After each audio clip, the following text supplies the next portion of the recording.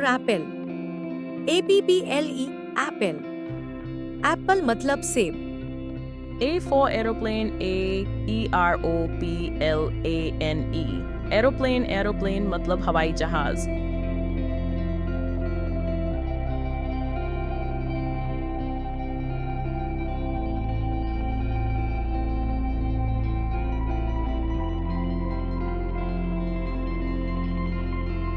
A for ant.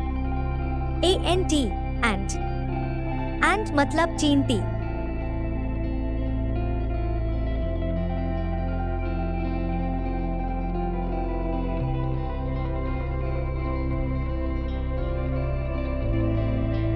तो बच्चों आज हमने क्या सीखा? A for apple. Apple मतलब सेब. A for aeroplane. Aeroplane मतलब हवाई जहाज. और A for ant.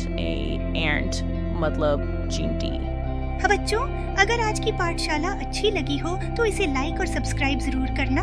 Thank you बच्चों. कल जो भी इस पाठशाला में आएगा मैं उन्हें सेब की बरिया वाली कहानी सुनाऊंगी, इसलिए कल पाठशाला में जरूर आना.